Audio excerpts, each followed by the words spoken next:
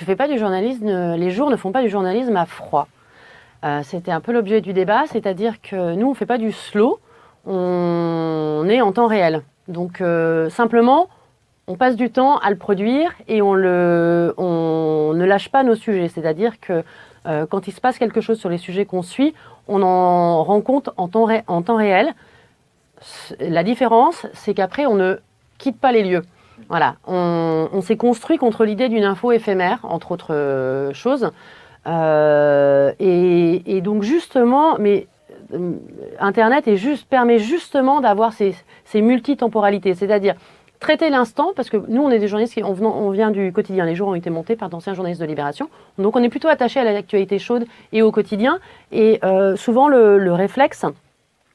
Aujourd'hui, le traitement du quotidien est insatisfaisant. Il est globalement de mauvaise qualité, trop exhaustif, soumis à une logique de flux et le lecteur est noyé sous des infos.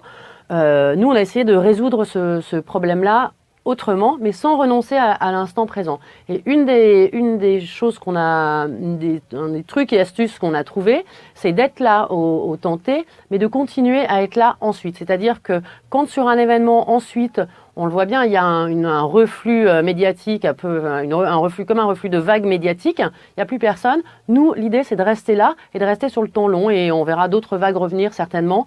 Et d'essayer de comprendre les choses pendant qu'il se passe quelque chose et quand il ne se passe plus rien parce qu'il se passe toujours quelque chose finalement. Voilà.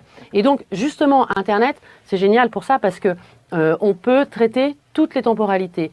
Et il y a quelque chose d'assez incompréhensible, à mon sens, sur la façon dont on a pensé la narration sur Internet. C'est-à-dire qu'on ne l'a pas pensé. On est allé reproduire, souvent effectivement de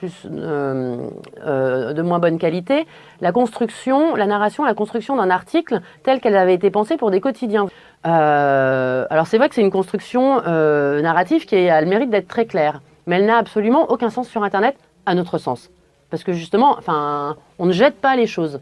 On peut ne pas les jeter et on peut justement construire de la mémoire et une lecture qui soit sur le temps long. Et donc nous, on a essayé de réfléchir à des formes de narration qui sont autres et qui répondent à cette exigence-là.